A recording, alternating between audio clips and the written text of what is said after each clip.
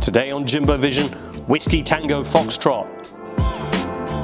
Hello you. Yes, Whiskey Tango Foxtrot, based on journalist Kim Barker's award-winning memoirs, The Taliban Shuffle, and starring Tina Fey as a metropolitan miss who finds fulfillment as a plucky frontline reporter in Afghanistan, a sort of zero dark 30 Rock.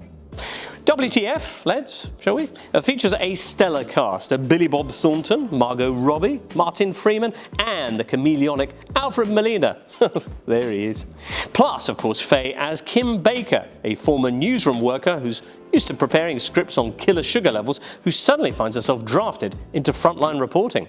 Iraq 2 is happening. The network is stretched thin. All our talent is going there. We need people, any people, to fill the void in Afghanistan.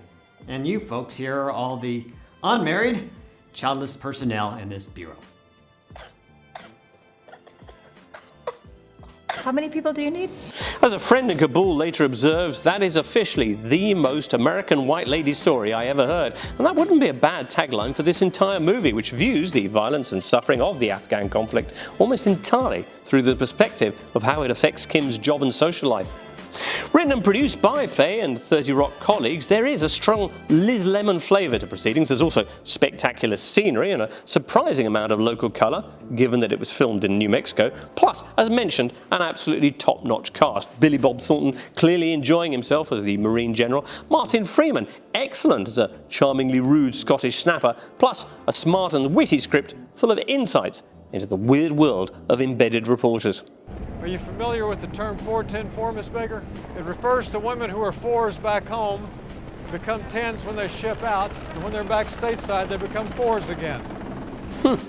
Refreshingly, WTF is a movie that's centered on a woman's adventure, which doesn't end with her finding completion through a man.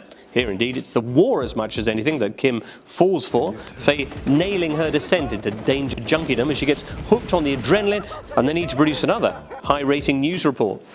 For the most part, then, I found Whiskey Tango Foxtrot very entertaining. However, paging to Mix-a-Lot, it does have major issues. There's the decision to cast British and American actors as the film's main Afghan characters. A bold call, this, in these times of Oscars so white.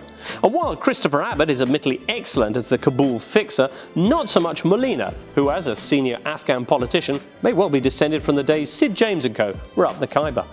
I like you, Kim.